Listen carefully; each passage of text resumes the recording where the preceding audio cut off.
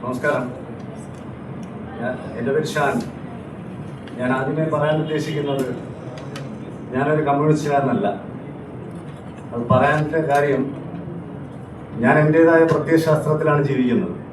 ഇന്ന് കേരളത്തിൽ ജീവിക്കണമെങ്കിൽ ഒരു കമ്മ്യൂണിസ്റ്റുകാർക്ക് മാത്രമേ ജീവിക്കാൻ പറ്റൂ എന്നുള്ള സ്ഥിതിയിലാണ് കേരളം നടന്നുപോയിക്കൊണ്ടിരിക്കുന്നത്. നമ്മളെ കേരളത്തിലെ മുഖ്യമന്ത്രി പിണറായി വിജയൻ അധികാരത്തിൽ ഏറിയപ്പോൾ ആദ്യം പറഞ്ഞത് ഇവിടെ ഒരു നിയമവാഴ്ചയുണ്ട്, ജുഡീഷ്യറി പറയുന്നത് എക്സിക്യൂട്ടീവ് ചെയ്യും, എന്നിട്ട് ജനാധിപത്യം നടപ്പിലാക്കും. അപ്പോൾ ഇന്നത്തെ കാലഘട്ടത്തിൽ നടന്നുകൊണ്ടിരിക്കുന്നത് കമ്മ്യൂണിസ്റ്റുകാർക്ക് മാത്രമേ ജുഡീഷ്യറി പറയുന്നത് നടപ്പിലാക്കാൻ പറ്റത്തുള്ളൂ. ഒരു സാധാരണക്കാരന് നിയമവാഴ്ചയിലോ നിയമത്തിലോ അനീതമായ നീതി ലഭിക്കുന്നില്ല. അതിൻ്റെ കാരണം, ഇന്ന് തിരുവനന്തപുരം ഭരിച്ചുകൊണ്ടിരിക്കുന്ന തിരുവനന്തപുരം കോർപ്പറേഷൻ മേയർ എൻ്റെ വസ്തു, സ്വകാര്യ വസ്തു, കോർപ്പറേഷൻ്റെ അധീനതയിലില്ലാത്ത എൻ്റെ 4.5 സെൻറ്റ് സ്ഥലം, ഞാനൊരു സാധാരണക്കാരനാണ്.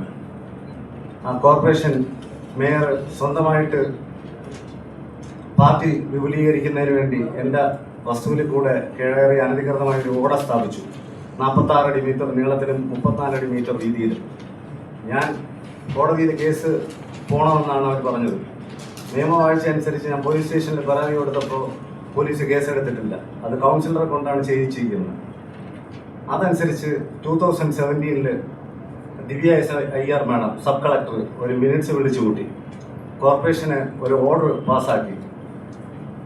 2019 മേയർ സ്ഥാനമേൽക്കുന്നത്. ആ ഫയൽ നമ്പർ FE4MS1980 എന്ന ഫയൽ നമ്പറാണ്. അതിൽ ടോട്ടലി 85 lakhs എനിക്ക് കോമ്പൻസേഷൻ തരണം, അല്ലെങ്കിൽ എൻ്റെ പ്രോപ്പർട്ടിയിൽ നിന്ന് അൺഓതറൈസ്ഡ് കൺസ്ട്രക്ഷൻ എടുത്തു മാറ്റണം എന്നാണ് പറഞ്ഞിരിക്കുന്നത്. 9 വർഷത്തോളം കാലമായി ഞാൻ എൻ്റെ നീതിക്ക് കോർപ്പറേഷൻ, മുഖ്യമന്ത്രി, ഭരണകർത്താക്കൾ എല്ലാവരുടെ അടുത്ത് പോയി. ഈ ഫയലിനെ കുറിച്ച് ഉടൻ നടപടിയെടുക്കുന്നു. മിനിറ്റ്സിലോട്ട് പോയി, PO കൊടുത്തു, CO കൊടുത്തു, ജില്ലാ കമ്മിറ്റിയിൽ വെച്ചു, മേൽ കമ്മിറ്റിയിൽ വെച്ചു. ഇതുവരെ യാതൊരു രീതിയിലുള്ള ആനുകൂല്യങ്ങളോ എനിക്കൊരു തീരുമാനങ്ങളോ തന്നിട്ടില്ല. ഞാൻ 43 പ്രാവശ്യത്തിൽ കൂടുതൽ വിവരാവകാശം റൈറ്റ് ഇൻഫർമേഷൻ ആക്ട് മേയറോട് ചോദിച്ചു. മേയർ പറഞ്ഞിരിക്കുന്നു ഫയൽ ടൗൺ പ്ലാനിങ്ങിന് പോയിരിക്കുന്നു, ഇപ്പോൾ വന്നാൽ ഉടനെ തീരുമാനം എടുക്കുമെന്ന്. ഈ 9 വർഷത്തോളം കാലമായി ടൗൺ പ്ലാനിങ്ങിന് പോയ ഫയൽ തിരിച്ചു വന്നിട്ടില്ല. 85 ലക്ഷം രൂപ കോർപ്പറേഷനിൽ നിന്ന് എവിടെ നിന്ന് പോയിട്ടുണ്ടെന്ന് ഇവിടെ ഇരിക്കുന്ന എതിർപക്ഷത്തിൽ ഒരു പ്രതിപക്ഷം ഉണ്ടോ ഇല്ലയോ എന്ന് പോലും എനിക്കറിയില്ല. അവർക്ക് പോലും ഫയൽ കൊടുത്തിട്ട് ഇതിനെക്കുറിച്ച് പറയാൻ അധികാരികൾ സമ്മതിക്കുന്നില്ല. അതുകൊണ്ടാണ് ഞാൻ നേരത്തെ പറഞ്ഞത്, ഒരു കമ്മ്യൂണിസ്റ്റുകാരന് മാത്രമേ ഈ കേരളത്തിൽ ജീവിക്കാനുള്ള അധികാരമുള്ളൂ. കമ്മ്യൂണിസ്റ്റുകാരന് മാത്രമേ എല്ലാ ആനുകൂല്യങ്ങളും ലഭിക്കത്തുള്ളൂ. മുഖ്യമന്ത്രിയെ ഞാൻ 5 തവണ കാണാൻ പോയി, എനിക്ക് കാണാൻ പറ്റിയിട്ടില്ല. പ്രൈവറ്റ് സെക്രട്ടറിയെ കാണണമെന്നാണ്. തിരുവനന്തപുരം മണക്കാട് താമസിക്കുന്ന എനിക്ക് മുഖ്യമന്ത്രിയെ കാണാൻ പറ്റിയില്ലെങ്കിൽ അങ്ങ് ഇടുക്കിയിൽ നിന്ന് ഒരാൾക്ക് വന്ന് മുഖ്യമന്ത്രിയെ കാണാൻ പറ്റുമോ? ഇല്ല. എൻ്റെ മാനസിക വേദനയും സംഘർഷവും, എനിക്ക് വേറെ വസ്തുക്കളൊന്നുമില്ല. ആ കൂടെയുള്ള ഒരേ ഒരു ഭൂമി മാത്രമാണ്. കോർപ്പറേഷൻ അനധികൃതമായി കൈയേറിയാൽ എനിക്ക് തരേണ്ട ആനുകൂല്യങ്ങൾ എന്തുകൊണ്ട് ഗവൺമെൻറ് തടയുന്നു? മുഖ്യമന്ത്രി പിണറായി വിജയൻ പറഞ്ഞല്ലോ, ഞാൻ കോടതി പറയുന്നത് എക്സിക്യൂട്ടീവ് ചെയ്യുമെന്ന്, ജനാധിപത്യം നടത്തുമെന്ന്. എൻ്റെ കാര്യത്തിൽ എവിടെ ജനാധിപത്യം നടത്തി? എനിക്ക് പറയേണ്ടത്, കോർപ്പറേഷൻ എനിക്ക് എൻ്റെ കോമ്പൻസേഷൻ തരാൻ പറ്റിയില്ലെങ്കിൽ എന്ത് ചെയ്യണം? മുഖ്യമന്ത്രി പിണറായി വിജയൻ സ്വന്തം മകൾ വീണ വിജയന് സ്ത്രീധനമായിട്ട് കൊടുത്തല്ലോ, അത് മന്ത്രി റിയാസിൻ്റെ കയ്യിലുണ്ടല്ലോ. ആ വസ്തുവിൽ നിന്നാണ് പിടിക്കേണ്ടത്, കണ്ട സ്വകാര്യ വസ്തുവിൽ നിന്നല്ല കയ്യേറേണ്ടത്. എൻ്റെ സ്വകാര്യ വസ്തുവിൽ കയ്യേറി മാൽ പ്രാക്ടീസ് ചെയ്തു, കോടതി വിധികളെ പുല്ലുവിലയ്ക്ക് കാറ്റിൽ പറത്തി, പോലീസ് സ്റ്റേഷനിൽ നിന്ന് ചെയ്ത കോൺട്രാക്ടർക്കെതിരെയും കൗൺസിലിനെതിരെയും ഞാൻ പരാതിപ്പെട്ടു. പോലീസ് കേസെടുക്കാൻ തയ്യാറില്ല. 2017 മുതൽ എൻ്റെ ഫാദറിൻ്റെ നിന്നും എൻ്റെ നിന്നും പൂന്തറ പോലീസ് സ്റ്റേഷൻ CA എത്രത്തോളം കാശുകൾ മേടിച്ചെന്നുള്ള ഫുൾ എവിഡൻസ് എൻ്റെ കയ്യിലുണ്ട്. മൊത്തം എല്ലാം കൂടെ പറ്റിയത് 10.5 ലക്ഷം രൂപയാണ് അപ്പോഴപ്പോഴായിട്ട്. എന്തിന്? ഒരു കേസ് എടുക്കുന്നതിന് വേണ്ടി മാത്രം. അവർ പറയുന്നത് എൻ്റെ അടുത്ത് കോടതിയെ സമീപിച്ചോളാം. കോടതിയിൽ നിന്ന് ഞാൻ ഓർഡർ കൊണ്ടുവരുമ്പോഴത്തേക്ക് കോടതിയെ കാറ്റിപ്പുറത്തുകയാണ്. കാരണം ഇവിടെ CPM ആണ് ഭരിക്കുന്നത്.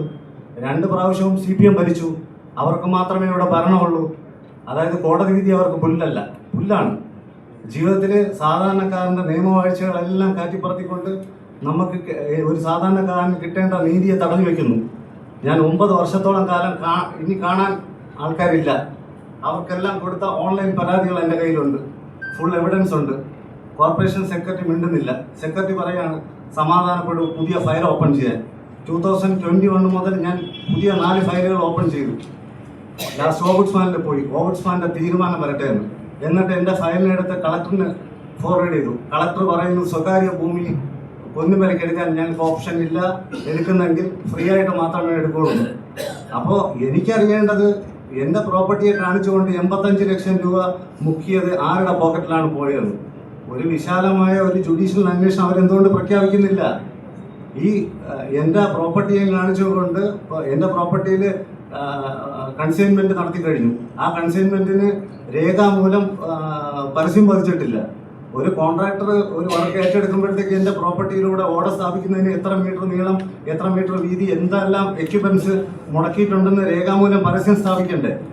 ഒരു കമലേശ്വരം റോഡ് വർക്കിന് വേണ്ടി 14 കോടി രൂപ എസ്റ്റിമേറ്റ് ഇട്ടു. ആ വർക്കിലെ എസ്റ്റിമേറ്റിനാണ് എൻ്റെ പ്രോപ്പർട്ടിയിലോട്ട് ഇട്ടത്. ഇപ്പോൾ എനിക്ക് കാശുമില്ല, എൻ്റെ പ്രോപ്പർട്ടിയുമില്ല.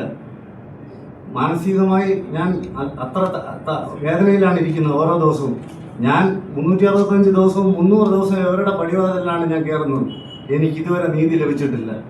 എൻ്റെ പ്രിയപ്പെട്ട നാട്ടുകാരുടെ അടുത്തും ഈ സമൂഹത്തിൻ്റെ അടുത്തും ഈ വോട്ട് ജയിപ്പിച്ച ഇവരോടും എനിക്ക് ചോദിക്കാനുള്ളത്, എനിക്ക് എന്ത് നീതി കിട്ടി?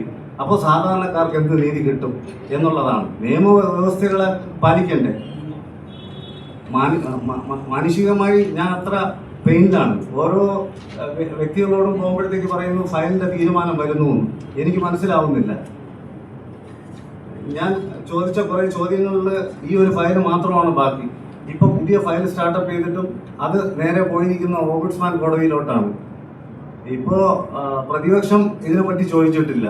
ഞാൻ വിജിലൻസ് അന്വേഷണത്തിന് ഹോം ഡിപ്പാർട്ട്മെൻറ്റിൻ്റെ അനുമതി ചോദിച്ചപ്പോൾ മേയറും സെക്രട്ടറിയും ആയതുകൊണ്ട് ഇപ്പോൾ തൽക്കാലത്തേക്ക് നടപടി വേണ്ട, ആ തീരുമാനം ഫയലിലോട്ട് പോയിരിക്കുകയാണ്. ഓൾറെഡി ഫയലേ കാണാനില്ല, പിന്നെ എങ്ങനെ ഈ തീരുമാനം വരും? ഇതാണ് എൻ്റെ മാധ്യമപ്രവർത്തകരോട് എനിക്ക് പറയേണ്ടത്. എത്രയും ആനുകൂലികമായി ഞാനൊരു സിനിമാ നടനല്ല, രാഷ്ട്രീയ പ്രമുഖനല്ല. അപ്പോൾ എനിക്ക് വേണ്ട നീതി ജനങ്ങളിലൂടെ മനസ്സിലാക്കി അറിഞ്ഞ് സത്യസന്ധമായ ഒരു തീരുമാനം എനിക്ക് നേടിത്തരുമെന്ന് ഞാൻ വിശ്വസിക്കുന്നു. അതിനുവേണ്ടി മാത്രമാണ് ഞാൻ ഈ പത്രസമ്മേളനം നടത്തിയത്. നമസ്കാരം.